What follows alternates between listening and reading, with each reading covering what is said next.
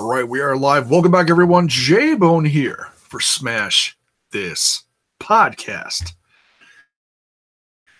Coming at you on a Tuesday.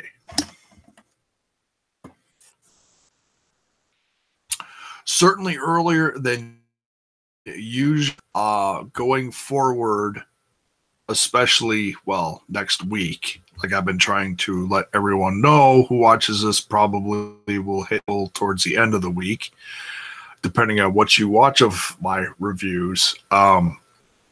Starting a job next week, which is really going to PM slots that I usually use for my channel reviews. So,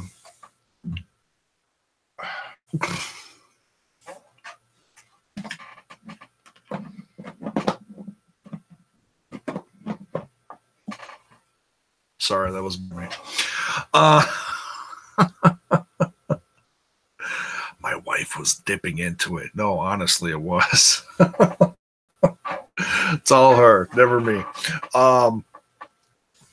So yeah, I'm starting a job next week. So normally when I'm doing late night news on a Wednesday or a Thursday of my more popular stuff like Lucha Underground, well, this is the last week of Lucha Underground, unfortunately. This ending tomorrow night. Impact Wrestling stuff is going later on Thursdays. So with me working from 6 to 10-ish, then it's not going to be possible for me to do my normal late night shtick on here. So going forward, probably going to shoot for more of an middle afternoon, late morning time as now. So watch for that next week, and I'll be talking more about this at the end of the week. A friendly reminder. So let's talk about Ring Warriors. Episode 9 from this past weekend. I gotta say, I don't know what it was. This episode had a different feeling to it. And I mean that in a good way. It feels like the show's finally gaining some positive momentum. Whereas in past episodes, it seemed, I don't want to call it a hot mess, but it was real back and forth on as far as like, okay, decent match, and then like a whole lot of chaos. And I understand you got to throw in a little mix here and there, but it just felt like the first few episodes flow really well. Good content, good, a decent roster mix. I mean, all independent stars, some bigger faces than others, but all decent talent. And it's just a matter of putting it all together and making the show flow well. And that's not easy for a show getting off the ground like this. You're not going to come right out the gate, boom, oh my God, 5 million viewers. I mean, with a channel like WGN, you certainly have an opportunity for a channel like that is a national, been on cable for as long as I can remember, since the 80s, So a decent watching market as far as I know, but never had original content.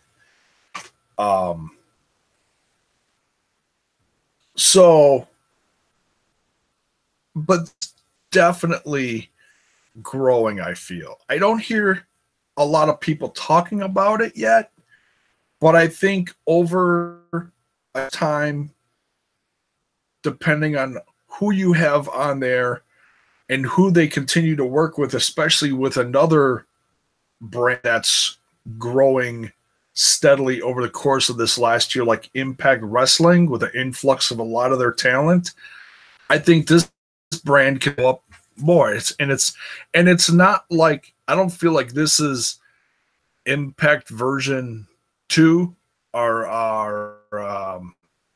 I don't want to call it something like that. It's just they're using the best of who's on Impact, and not a ton of them, just a it's like a trickling of them. Along with some from other internationally known brands like Ring of Honor, like Jeff Cobb's on there. Which he is, from what I've heard, now champ in Ring. I believe he is. I could be wrong. But let's get into this. So the show starts out with Job in the ring with none other than Ken Resnick. Now, it was cool to see Ken Resnick in the ring, whereas we usually see him backstage. And I feel like he should be out in the ring more. Similar feel to he is a classic name. I feel like a lot of people 30 years or older, especially people my age, who were some of the older brands like AWA and such that he was a part of, or the really early WWF stuff that he was a part of. And Resnick he's still got it. He adds a touch of old school and a touch of class to this brand. He really does. I compare it to seeing someone like Tony Schiavone on Major League Wrestling. That's what I compare it to. And even though he is getting up in age, he's still, really, he really does have some talking skills still. And like I said, just brings that old school flair. So he's talking to Jeff Cobb and reveals that Jeff Cobb has an opportunity to pick his first title defense for the Ring Warriors Grand Championship. And this is quite the opportunity for someone on the Ring Warriors roster, but he's immediately interrupted by Luke Hawx and then also by Eli Drake. And, I'm not a huge Luke Hawx. I know who he is. I'm not really familiar with his brand, his older stuff, but has been around a long time. Whereas with Eli Drake, I've been a fan of his for a few years now, coming up into business, Impact Wrestling. And whenever he just brings a shine to anything he's a part of, period. He comes out there with the mic and he's gold. He's just straight up gold on the mic. Someone like Cobb is, I'm not going to crap on him, but bringing a Drake into this situation certainly made it better, because Jeff Cobb is not, a ring general on, okay? He is certainly talented in the ring, moves wise, but when you put a mic in his hand, the perfect example is his position or his character in Lucha Underground. He is under the mask. He's a Lucha Underground ass kicker, very dominant in the ring. Never heard a word from him. Didn't have to, though. He's a monster. But now it's different. He's Jeff Cobb. He's who he is in Ring Warriors. It's something that, being in Ring Warriors and or with Ring of Honor, they'll hopefully give him the craft a character to work on his mic skills and such to just become an overall better performer, So they're arguing in the ring about who Jeff Cobb should pick a number one contender. And they're all going back and forth. And this is dragging out a little bit. Finally, Austin Aries, who's at ringside, enough of this, gets in the ring. And he's like, you know what? If you can't pick them, I'll. So for the main event, he says Luke Hawx and Eli Drake are going to face each other for the number one contendership for the Warriors Grand Championship. But, and this is a big but, but he says none of it matters. None of it matters because he's going to bring in someone next week that is going to put it's going to flip Ring Warriors brand on its head and change the face of Ring Warriors forever, basically saying he's going to bring in the new who's someone who is going to become the new champ next week. I know who this is.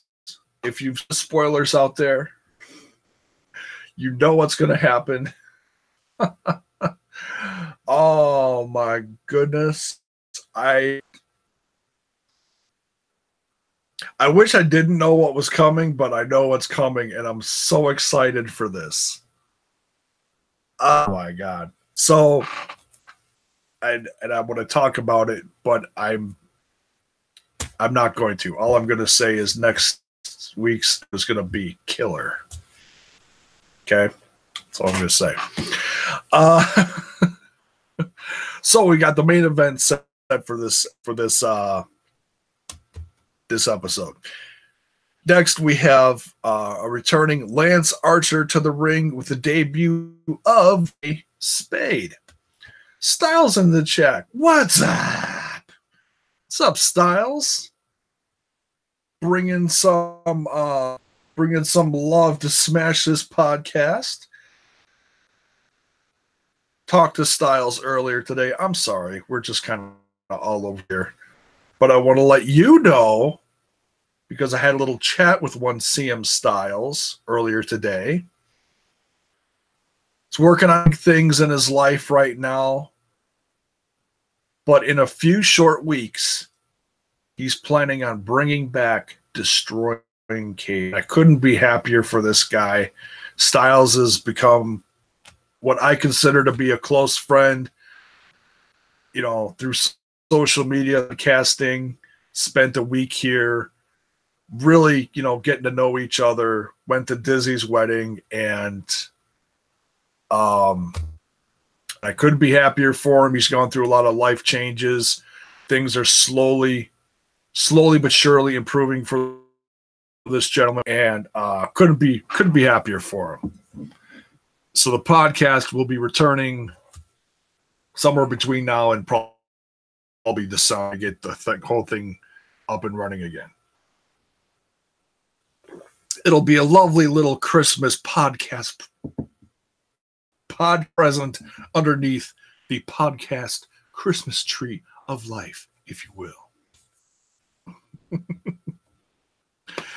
So, much Styles. So we got Lance Archer versus a debuting Jay Spade.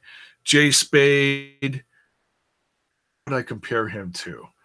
I'd say a cross between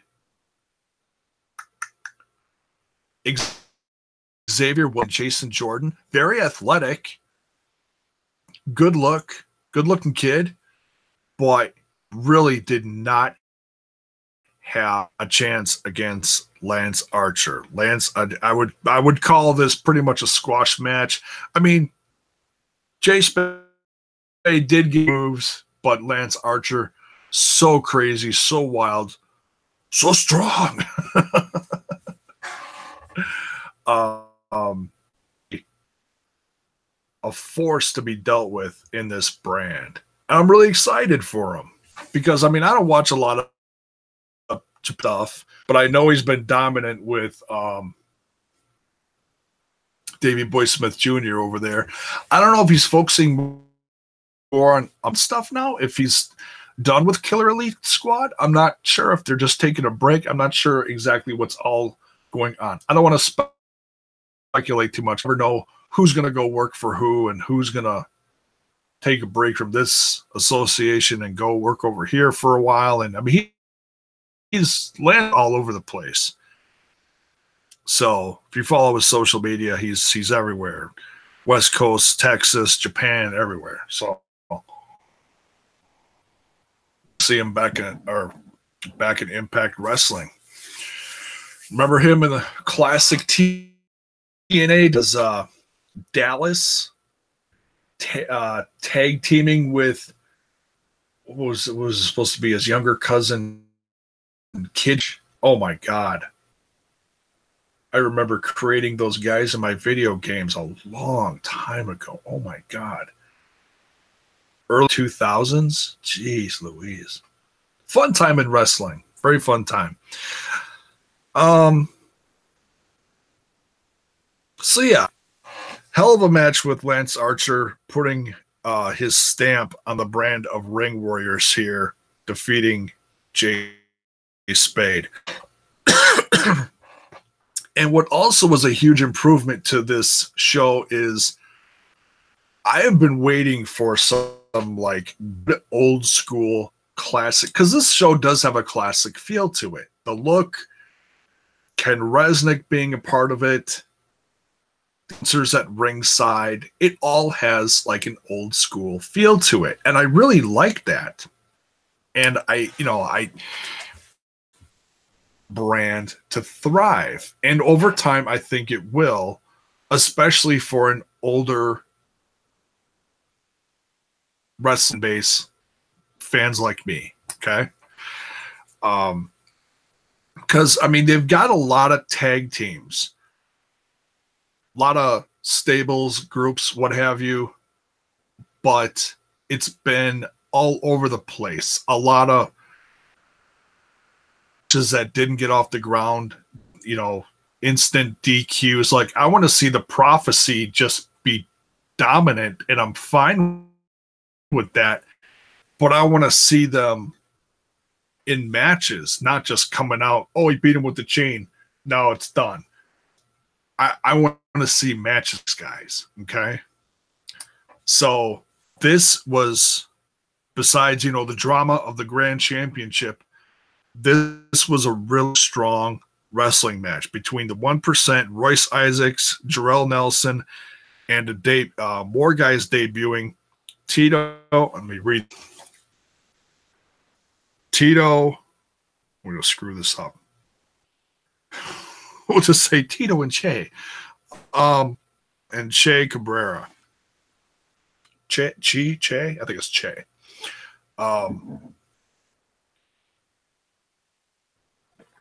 Really good old school back and forth tag team match. The 1% had a really on this show last several episodes and finally got a solid win on this show. Was very excited to see that. 1% reminds me of like an old school tag team working together. I don't know. Pops in my head like old school tag teams is like Killer Bees or something like that.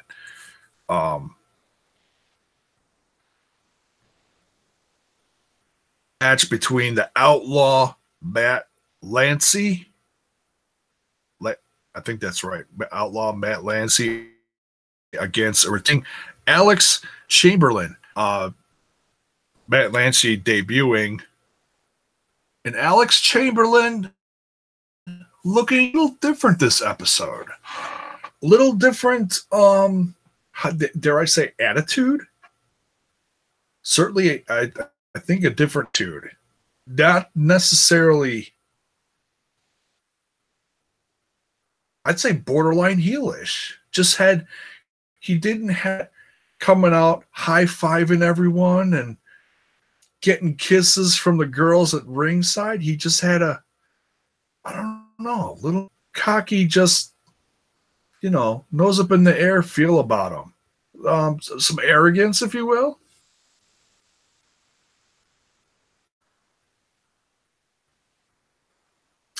So, yeah, let's at Alex Chamberlain. He comes out with a solid win here. Good debut from Outlaw Matt Lancey. Um, a little, I'm not going to call this a straight up botch fest. There was a little miscommunication in the ring earlier in the match. Something straight up hilarious with commentating, excuse me, from ringside.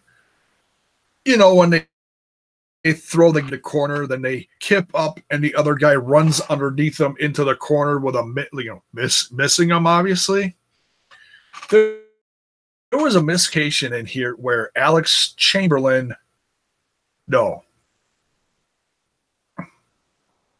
yeah, Alex Chamberlain up in the air from the corner to leap over Matt Lancey, and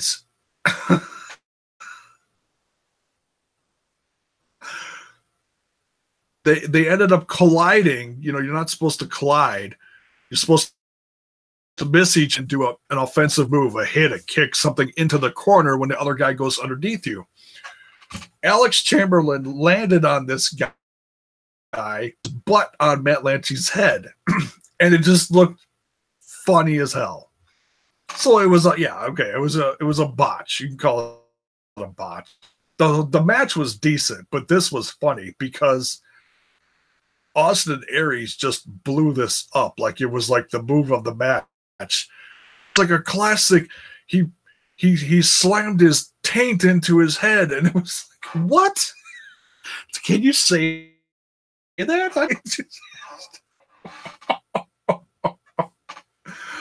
Oh, just Aries is just cracking me up on ring commentary. I mean, he really is. He is good.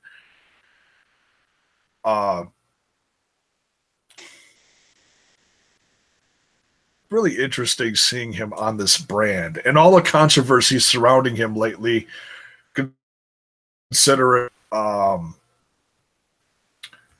you know, his exit from Impact Wrestling and everything. Interesting seeing him on this brand and continuing a similar character,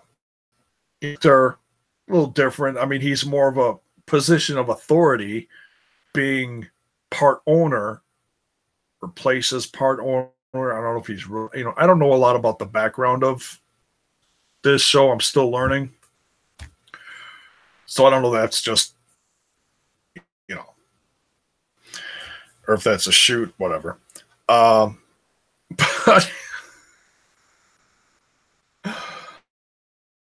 just too funny, him on commentary during this match. Good match, though. Alex Chamberlain coming out with a win. And I hate to say that's like the only highlight. It's a good match, but that just stood out as funny to me. Then we get to the number one contendership match for the Grand Championship, Ring Warriors Grand Championship, held by, Jeff Cobb. Luke's going up against Eli Drake. Really good match. But Aries gets involved towards the end. A lot of people shooting off their mouths, a lot of arguing at ringside. Drake gets in the face of Austin Aries, which is interesting because they haven't had a face-off since Drake lost his championship several months ago on Impact Wrestling. So there's obviously still some bad blood there. And he just pie faces Austin Aries, throws him back into his, and as soon as he gets in the ring, Luke Hawx rolls him up for a pin and comes out with a win here. I think this is going to set up something personal between Eli Drake and Austin Aries. I would love to see these two face off. It's the last time they did. Aries still to this day bragging about beating Aries in very short fat Impact Wrestling Championship. It's still so funny. I mean, there's got to be some kind of working relationship here. So funny. About that. Luke Hawx is your new number one character, but like Aries says, none of it matters because what is going to happen next week, who Aries is bringing into the show. Oh man, just seriously, you should start watching this, because who's coming to Ring Warriors? Like I said, next week's episode is just going to be killer. Okay, that's all I'm going to say. It's really going to turn the championship title scene in Ring Warriors on its head. So that's it for this one. Thanks for tuning. We'll be back. I don't know. I might do a video later tonight. Lots of little news bits I see popping up on the ibs, if you will. Some big news about NATO. We may pop in here later about that. I'm seeing some very interesting quotes online from him in Japanese newspapers. So yeah, and I don't talk about a lot of New Japan stuff, but time of year where a lot of people's contracts are coming up and everybody's waiting to see what kind of big moves are going to happen between now and 19, because 2019, I got a feeling, is going to absolutely flip the wrestling world on its head very closely. From right here at Smash This Podcast. So, for myself and Mr. Pumpkin over here, who's full of candy, smell of sugar, intoxicating. We'll see you guys later tonight. Have a good one.